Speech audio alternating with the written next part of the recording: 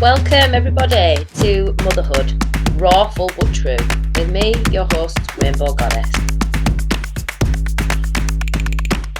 This podcast offers candid portrayals of the reality of mothering in a Western, individualistic, patriarchal culture.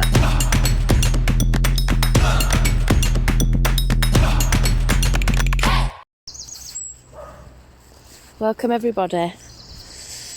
This is an unplanned, spontaneous podcast, and I was just walking down the path in the woods thinking, what is the theme of this little share that's in my heart that wants to be heard?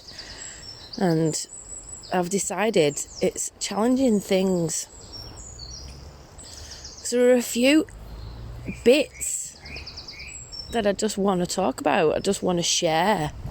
You know, I'm on day 31 of my cycle, which is normal for me. Sometimes I have long ones. And I've also had a bit of a healing yesterday, and it's brought up a lot of stuff. And then there are some other challenging things which I've got on my list of podcasts to do. But I thought, why not have a little purge now? You know, it's the 21st of March, so we've just had our story yesterday, so we're still in that energy of letting go all of the debris and stepping into fresh. And we're also still in the yellow seed wave spell, which is about, again, birthing, new beginnings, shedding, letting go. And I think I'll start where I want to talk about healing. Healing is a challenging thing in much sense, because for me, and I'm going to speak for me, this is just about me and my share today. No revelations, no psychological teachings, no other women to be interviewed, just my raw, but true and challenging things. So the healing I've been doing over the last few months is around self-esteem. And the edges where I get to, when I feel into it, it's like I feel like I'm a bad dog. Like, fundamentally, I feel like I'm a bad dog. And where does that come from? Well, it comes from abuse when I was a little girl, and it also comes from watching my father beat my mother, being in an environment where me and my brother, my little baby brother, I remember one time my dad laying into my mum, and he left when I was 4, so we were only little, and my brother were 18 months younger than me, so he's like this little baby toddler thing. Maybe he was 1 and I was 2.5 or 3. Anyway, I've got him and I'm holding him behind this bedside cabinet, you know what they had at the side of the bed with them lights on top, them little ones. I'm holding him at the back of that, and as I'm saying this now, I'm sensing into my fear in that little body, but also this lack of tending to the fear in me, lack of tending. So alongside this self-esteem, what's coming to light as I'm doing this healing is how unsafe I felt at home. First of all with my biological dad and my mum, then second with this stepfather who was sexually abusive and psychologically abusive and physically abusive to us kids. And just the energy of that, it's so deep. And in this particular healing yesterday, I was journeyed right back to when it all happened. Just going past another dog. Come on. So I was journeying back in this healing yesterday to parts of my childhood that I've kept secret from myself. You know, I know the trajectory. I've got the mental log of everything that happened. But as you do healing, it's like onion skin.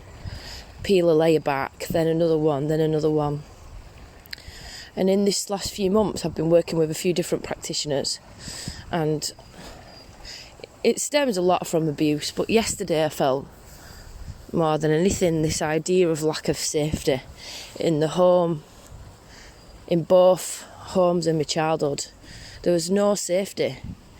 There was no one tending after big things. I was just always left in a shell shock on my own. And then the third home where we went, with the second stepdad, I was more mature then, I was 17. But even there, things were stressful, I obviously felt not safe.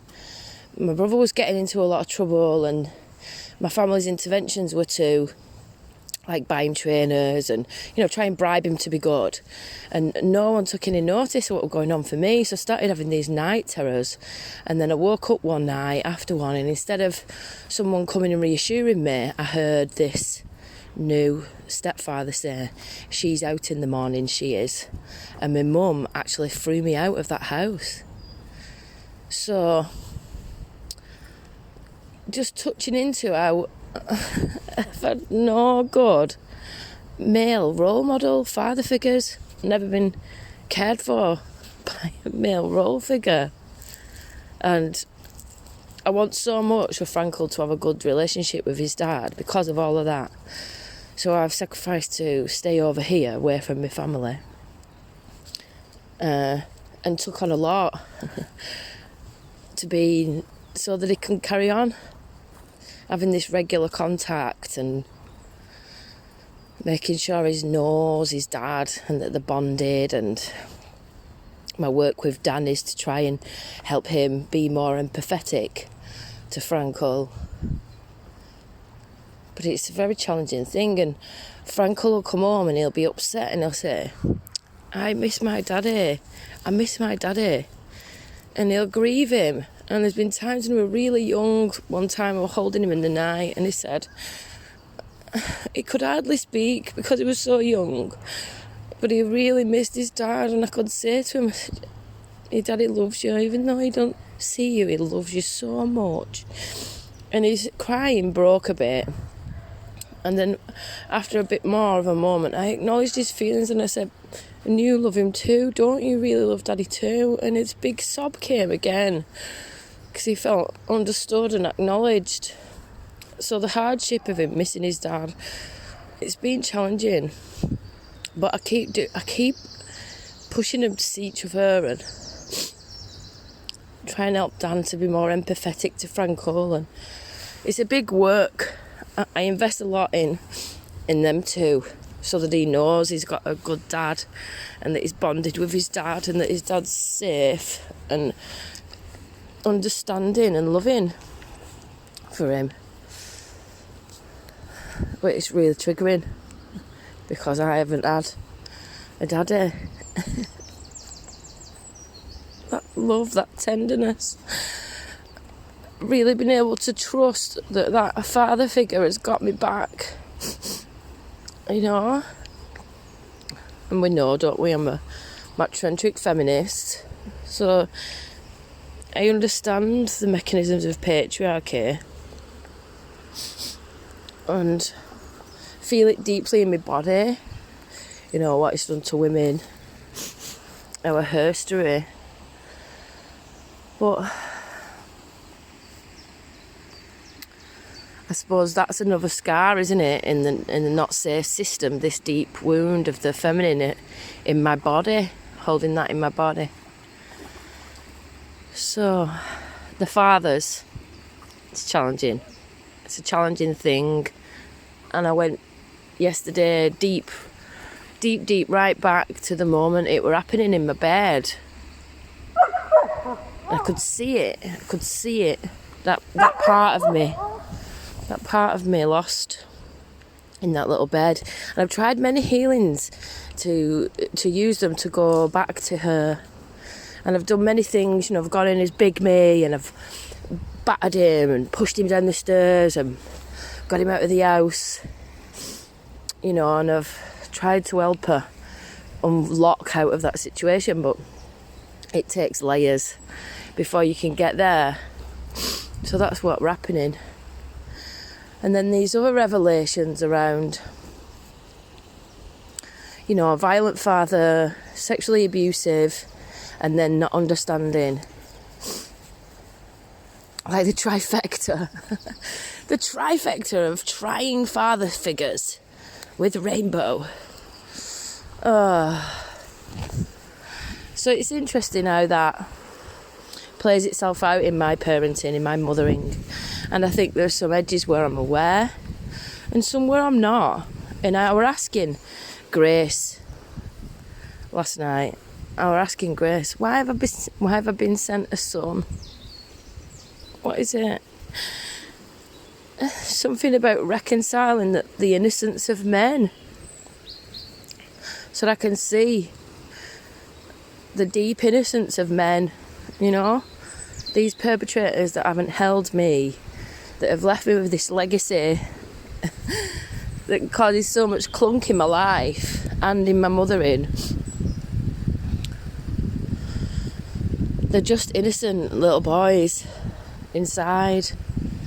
And I've done a lot of work with my abuser, not personally, but in my own little world. And I've got to points of forgiveness after years of being afraid of this monster. I used to have nightmares about him. So there's so much fear caught up in him. And then I remember a few years ago now, talking to a good friend, and she said, let's have a look on Facebook, let's see if he's there. And that started this whole trajectory, because I wanted to go and see him in person. I'd had friends, who'd been raped, who'd gone to court, and then, a fucking justice system is so unfucking just, right, that they didn't actually find them guilty. And it was terrible for her. And this happens a lot. 999 out of 1,000 rape charges get a verdict of not guilty. So that's 999 out of 1,000 women who aren't just traumatised by rape, also traumatised by court, and also traumatised by the fact that these men have been told that they're innocent. So I didn't want to leave it in the hands of the unjust justice system. I wanted to take it into my own hands. And I went and I saw him. And kudos to my mum. I thought when I asked her for his address, she'd just say, I can't get it. Or at best I thought she'd get it for me and that were it. But she actually said she'd come with me. So anyway, I'm going off on a tangent here. You don't need to know the ins and outs of all of that. But basically I went to his house, looked him in the eye, and there weren't any forgiveness then. I was able to explain, and things changed for me after that. There was no monster left in my psyche anymore. I'd seen this quite a vulnerable man, very ill, developed ME, and he had no feeling in his hands. So karma had come round and taken the way he's feeling in his hands because he was fiddling with fucking kids. Dirty fucking bastard. There you go, you were ill. But the aftermath is like feeling into it yesterday in this healing. I was very aware of how much me and him are bonded through this seeming act of evil on my side because of what it's left me with. But on his side, his explanation was that he wanted to connect. Imagine that, being so emotionally lost inside yourself that you have to touch kids' private parts and ruin the fucking life of that person with this deep scar of fucking abuse just because you needed to connect. Something about stealing the innocence because they're so guilty or so caught up in pain. Something about touching something so pure. I don't know, it's a bit of an head fuck. Anyway, so the challenging things is this plays out in my mothering. So because I've had abuse in my history, at times when and still, you know, you have to do the intimate parts of your kid, don't they, until they're old enough to do them themselves. And sometimes I'll have flashing imagery, you know, of grown men, you know, penetrating young children. And sometimes I'm not sure about his granddad. Not that I'm accusing him, I'm not. I think he's a beautiful guy. I know it's my projection. It's my projection, but it's a challenging thing. It's a challenging thing, you know. And I often have conversations with Frankel about his winky, tell him it's private and that what's appropriate, and if anything else happens then he's to scream, shout fucking paedophile and run off. Not let anyone do anything like that to him. So, anyway, so far, up to now, nothing's happened. And I hope it won't ever happen. I pray that he'll stay safe. But the other thing I learned, I touched on this last summer.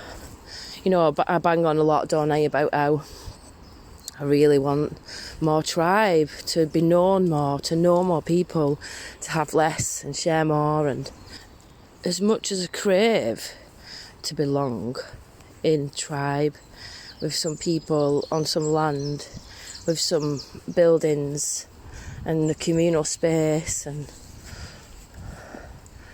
there's also this idea of safety, that you can never really be safe, and neither can he. I have to accept that he can't ever be safe. Truly, even in my care, he can't ever truly be safe. It's a phenomenon, it's an untrue ideal that comes from somewhere in me that's seeking so much just to feel safe because of this world, patriarchy, women not being safe, that being a legacy in my body, in my DNA, and then my own life, in this body, and countless other lives where I've had perpetrations. It's not safe, and it's not safe for him. So that's a challenging thing. And not wanting to put fear in him, but wanting to armour him, you know, with awareness, with his voice, with his autonomy, with his discernment and discrimination, and with his heart. You want to empower all those places. So that's a work and a challenging thing.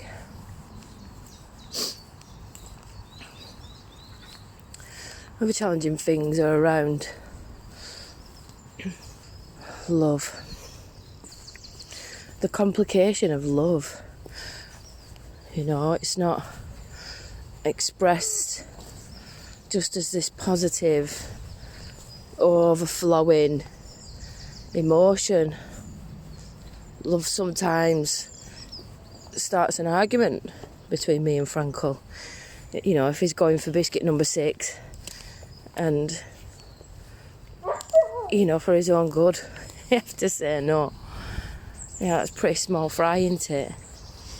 But the challenging thing about that is being a single parent, co-parenting with his dad. Our differences in values and how we express our love. So Dan is very permissive, allowing Frankel to pretty much watch whatever he wants, whenever he wants, eat whatever he wants, whenever he wants, and go to bed whenever he wants. So there's this lack of boundaries. You know, there's a phenomenon in psychology where if kids have had that, where they've not been boundaried, they feel a lack of care, and it's called proximal neglect. It goes deeper, you know, than that. It's about emotional need being lacking. And I had this proximal neglect. And I think, you know, I'm blessed because I'm living in an age where parents are more aware than they ever have been. You know, we've got a lot more information to help us now and easy access to psychological understanding. But the clash between me and Dan means for Frankel and his experience in his little world that Dan's the fun parent and I'm not. So he'll tell me a lot that he's missing his daddy. When things get a bit challenging, he'll tell me he misses his dad. So like before when I said it's challenging because it triggers my daddy stuff, there's the other part where is not using it to hurt me, but what I'm seeing in that phrase is, this doesn't happen with my dad, so I want to go back there because this difficulty doesn't happen there, because I just get what I want. So that's hard. That's hard to hold that and to carry on loving him through it. Even though I'm triggered, even though I'm angry at Dan in those moments, loving him through it. And I've dealt with this, obviously, for 4 years now. And on top of that is the emotional dysregulation. So when he comes back, he has this 24-hour window where he's, emotionally even more fraught than the average 4-year-old. And yesterday we went into the woods to do this forest club. I had to do a bit more prep before we open next week, and he was really upset that I helped him open the front door to get out of the car. So I had to shut it twice for him to open it himself again. And that's love, isn't it? That's love. Understanding it in his world, it means a lot. So I go along with it. But then it carried on up the hill. Even after a big long cuddle, it carried on. When we got to the top, we'd built a platform in the woods. I said, I'm excited to show you our treehouse. And we got there and some kids had put some plastic around and some chairs underneath. And so in his little head, they'd put the treehouse on the floor instead of in the tree. So this big cry came again. And I don't know where it comes from. But again, he started saying, I miss Daddy. I miss Daddy. I said, why are you crying now? You've cried a lot. There's no reason for you to be upset, really.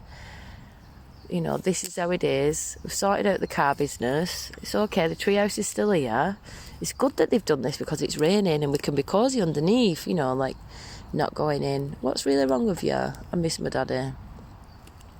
And I think, because where I'm at in my cycle, for the first time in his little life, I've said to him, I don't like it when you are with me and we're supposed to be having a fun time when you start telling me that you miss Daddy.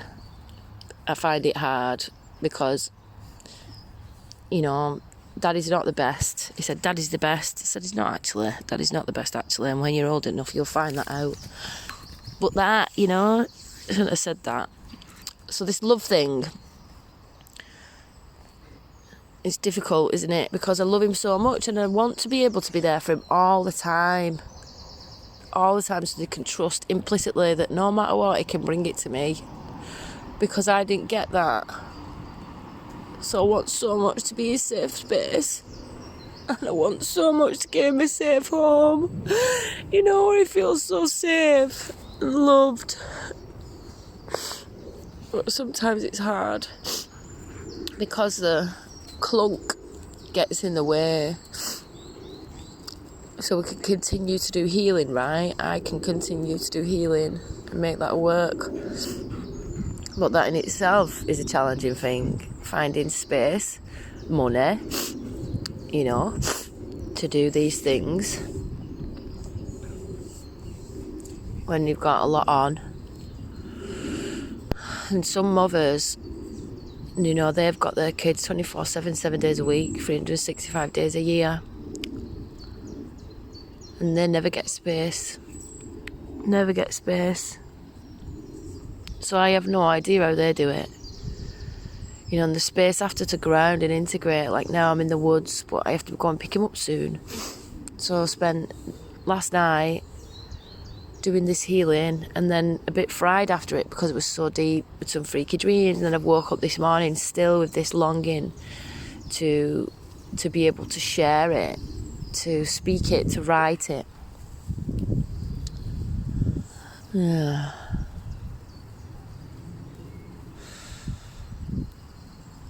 Another challenging thing is finding the space to nourish my body. So it's not just healing, is it? We've got all the stuff that we do as mums. Then I've got the stuff that I do as an individual. So I'm trying to do this podcast. I'm trying to finish yoga teacher training. I'm trying to set up a forest club. I'm trying to apply to speak about my research at conferences, trying to apply to do workshops at festivals. and also trying to do healing, and then also trying to think about nourishing my body, getting my body back in some sort of shape. It's a lot. It's a challenging thing to try and find space to do exercise or yoga, which is good for me. My body has never felt so achy and sore since becoming a mum. I've never felt as ugly since becoming a mum. I've never been as heavy, as much fat on my body as I have now.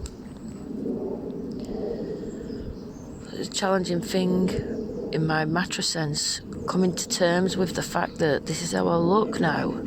Unless I find all this space and energy and money to eat a certain diet and do certain exercises and really commit and have all the energy for that, unless I do that, then nothing's going to change. And if I'm realistic, there are just a lot of priorities that I have going on right now that mean I just haven't got the space or the resources for that. So I have to get good with it. I actually went in TK Maxx the other day and thinking, what would the pre-mum me really like to wear? And can I just wear it anyway? Can I just wear it even though I'm a lot bigger? Anyway, it's a challenge. It's a challenging thing to get good with this mum bod, what I call it, my mum bod. Because I don't feel like it's me. I don't feel like it's my body.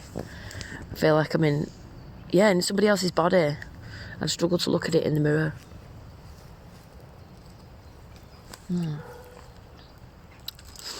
And another thing about that, another challenging thing, so I sometimes work with Buddhist practices. I find them very helpful. I like the Buddha field community and a lot of the teachings in Buddhism. And I especially love working with Tara. So Tara is the female emanation of the Buddha. So the female side of this archetype of the Buddha, who is an enlightened being, who had realizations about the true fabric of reality, the truth of all things. But again, I think through patriarchy and through being brought up as a Catholic, all the shame around my sexuality and stuff, I'm not looking for male gurus. I want to lean into great grandmother Cosmos. I want to lean into my feminine ancestors, and I want to lean into this female deity. And if female deities for me work so much better than the men. And finding time to sit and do these Tara rituals properly, means that I don't do them, because if you do them properly, you can make them elaborate. You have to set up space. And I recently got some advice from somebody on the yoga teacher training that I can just sing the mantra. I don't have to be in a specific place for a specific time. I can just start singing the mantra. So it gave me permission. So I've been doing this mantra a lot and learning about the different coloured taras. And working with Black Tara has really helped my anger towards his dad in these situations where he doesn't understand, or he shuts me out, or he recently said he wanted to stop giving me money when my son goes to school, which I know, I can hear you all go, what? I know. It's absolutely ridiculous, isn't it? That he'd stop being responsible for his kid just because his kid's going to school. Anyway, again, he's so trapped, so deeply conditioned by patriarchal ideas about women and about mothers, this mother myth. Remember that the mum's 100% responsible for the child. The fact that he sent me a text this morning saying his cough's really bad now, can you sort it with the doctors? Why couldn't he just ring yesterday? Just take the initiative. So, stuff clunk within mine and his relationship obviously stirs the pot and brings up a lot of anger. And I spoke in the first episode, didn't I, about this rage in me where I broke my curtain and there's a couple of holes in doors and I broke my cooker. And I remember that when I was younger. Well, what I've got to with this insight of this healing journey I've been on the last few months, deepening into self-esteem, is this like, you know, my dad was violent, wasn't he? My dad was violent and angry. And my grandma, as she's deteriorating in her health and age, she's becoming quite aggressive in her manners. So there's this like rah in my lineage from both sides. And I want to tame it. I want to come into maturity with this divine feminine energy that can be angry and enraged, but that works with that so consciously that it doesn't spill and do harm, like my dad battering my mum, you know. And this angry stepdad that we had, that was so angry at the world that he'd take it out on us all the time in all manner of different directions. I don't want to be like them. I don't want this anger seeping out, driving me mad, getting in the way. I want to drop underneath. You know, if there's a wound and some pain underneath, then let me work through those feelings. Let me share it with a bigger figure than me.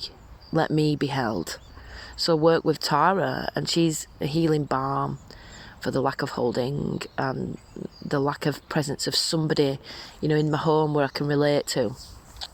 So I found just giving myself permission not to do the ritual but just to do the mantra, I've found it so helpful. And there's been many little miracles. I'm so grateful, and you know, I want to express that. Like, another challenging thing about myself is the rawful but trueness. So I have this, I think it's a gift on one hand to be able to speak so truthfully about hard stuff. It unlocks it in other people, but I think that that's one side of it. And over this last month, as I've been deepening with Tara and my practice, I want to bring in the light onto this podcast as well. So I want to tell you a bit about the beauty of this mother archetype, the mother of the Buddhas, the female Buddha, Tara, and what she's done for us. So yeah, there was a situation with a friend that was a bit clunky, and I just give it to Tara that night, and the next morning and the next day everything was fine. And then with Dan, again, he sent me these barrage of nasty messages about money, and I just said, you make me sick, I'm going now. I'm not going any deeper with this, you're just absolutely ridiculous. And he sent me some more nasty messages, and then in the morning he said, I don't like all of this, I just, you know, need this. So the money situation had been resolved. And I also worked with yellow Tara. So black Tara's, he'd help us with anger. And it's anger that comes from feeling like we're a victim, or anger that comes from our woundings. And also she helps us to vanquish enemies. So that's not people coming to fight us. It's psychological and emotional enemies, in how people that we're in relationship with or people in the world can project their stuff and become dangerous to other people. So, for example, Dan, with his ideas about what I should be doing and about money, you know, he was my enemy at that time. And then this Black Tara mantra helped to vanquish that between us. And then Yellow Tara is supportive for wish fulfillment and money, abundance. So I prayed to her, and it wasn't just Dan that put the money back on the table. I'd been doing some shopping online for some bits for our forest club, and Amazon sent me a £15 shopping voucher. And then the next day, we've also got food vouchers as a part of the charity I work for the cost of living crisis fund. So we've been giving them out in our community, and the fund is up now, so we need to spend the last bit of the money. And so, you know, the woman who organises it asked me if I want a voucher for Lidl. And of course I said yeah, because we're all doing so much at the moment for free, which feels like a lot, but it's a good investment. I think it's going to pay off later. But that, you know, are just incredible to so quickly, so swiftly feel that energy of Tara coming into support. And then I'm going to start working with red Tara. So another challenging thing about myself is that I've got funny placements of Venus and this other astronomical body called Rahu in my chart, which means I have a lot of clunk in interrelationships, which is really challenging. And this placement isn't going to move until June 2025. So I thought to myself, why bother trying to get into a relationship until then? But the challenging thing is, I'm missing intimacy. I'm missing that, really beautiful other who could be in my life. And I think we're such an incredible little flat pack family, if I get my self-esteem in check, I'm an incredible woman. I've got a lot to give in a relationship, and I really feel that all of this stuff around safety and the masculine, I can't heal that on my own. I need a safe, conscious, aware and nurturing, committed, emotionally available, emotionally mature, spiritually mature man to step in and to be a mirror, a kind mirror, a supportive voice to help me to heal it. So I'm going to work with Red Tara to bring in this desire for this counterpart, this tantric counterpart. And I'm fearful because Tara's never let me down. And it's a bit like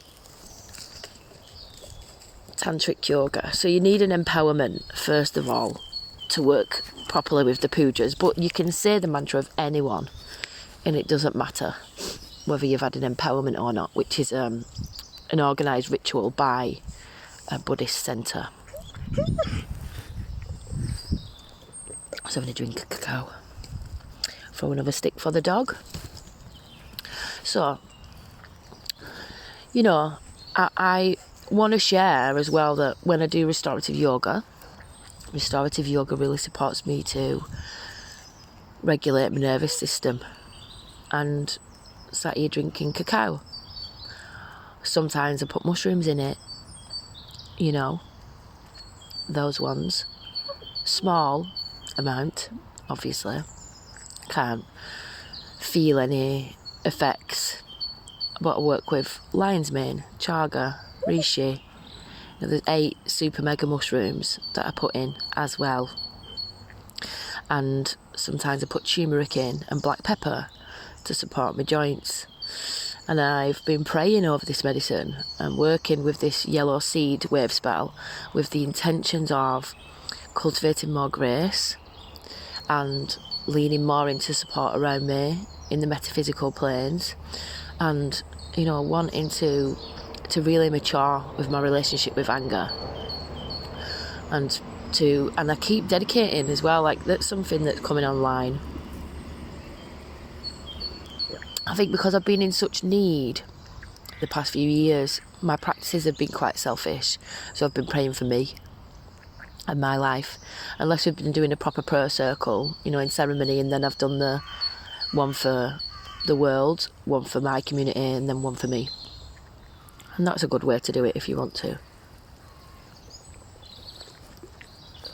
But I've been praying for other people. And the other morning, I've been getting out of bed a bit earlier than Frankel. I think the spring in the light, it's enabling that. But also this previous healing to this one yesterday really helped me to shift some of the victim perpetrator out of the way, the debris of that, so that I could step into my divine responsibility and really take ownership of the things that I can do to help me feel better. So I've been doing that. I've been offering my mantra for the benefit of others. And the other morning, Frankel came in and he sat on my knee and we said it. And he used to sing it when he was a baby. He used to sing the White Tara mantra. He'd even asked me if he could sing the Om Tare song. And he loves a good kirtan. It's so beautiful being in a kirtan. We were in one maybe a month ago now, 6 weeks ago. And being able to hold him in my arms and say, this song, what people are singing, is a prayer that everybody on this earth feels happy and that they're not suffering and that they're well, that they're not ill. I said, so this song is being sung for you and everybody in this room, so you can just breathe it in, that prayer for your life. You can breathe that in to your heart and feel like, even though you don't really know these people, that there's always someone like this around the world singing for people that they don't really know. So you can always connect with that, pull it into your heart, breathe it in. And I was channeling all this light into him, and then I had this realisation, like, wow, that's for me too. I can breathe that in. that someone's praying for me. So I love Buddhism for that. And right now, as I'm saying this, sat in the woods, and you're listening wherever you are, whenever it is, there's people praying for you and me, that we're happy and that we're free from suffering and that we're well. So we can draw on that in them moments of darkness. I'd like to connect more with my feminine ancestors and know more about them in their life. And I feel like my great grandma was around me a couple of days ago. I was sensing how it felt when I used to go and stay with her, and you know, this deep acknowledgement that even though it was unsafe in my homes, I had this great grandma and my grandma that were safe spaces to go to. You know, these matriarchal figures, these subtle matriarchal figures. I mean, they weren't fierce matriarchs, so they didn't get involved, you know, in what went on in our childhood, because they didn't have the skills, I don't know, the society, you know.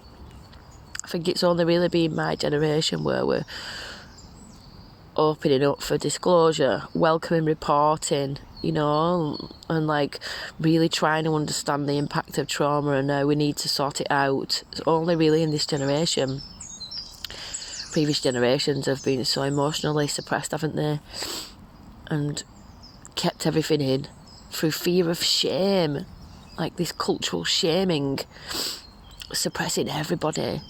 So that was in them. But I remember going there, and she had one of them heaters on the wall, what you had a pull cord, you know, really retro style furnishings, and that smell of the grandmother. And she taught me how to knit. And Susie the cat would come and lie on my bed sometimes and knead me, you know, like they do. But I was safe there. I'm safe with my grandma. So I want to cultivate more of that, you know, relationship with these feminine ancestors, and support and help, and to nurture that little girl inside, you know, and to give me strength to walk with more integrity and to be showing up in these overwhelming moments. But yeah, it's a challenging thing, isn't it, to keep all of the faculties online when there's so much coming at us.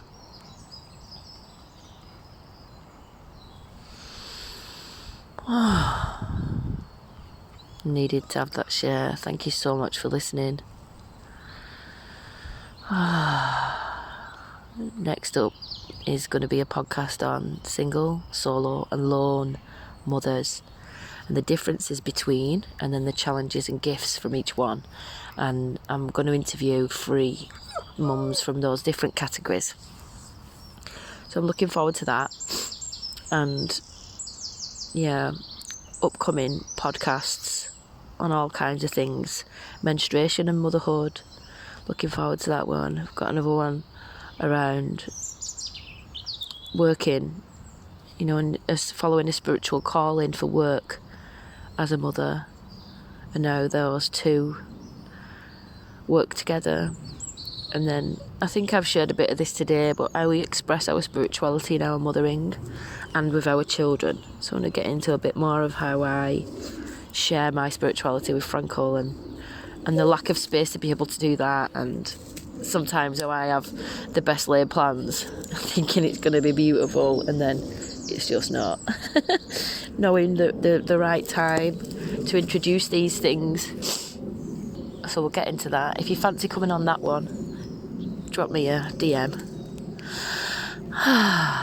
For now, being held by these woods and being held by y'all and my little dog behaving herself, I'm feeling a lot better.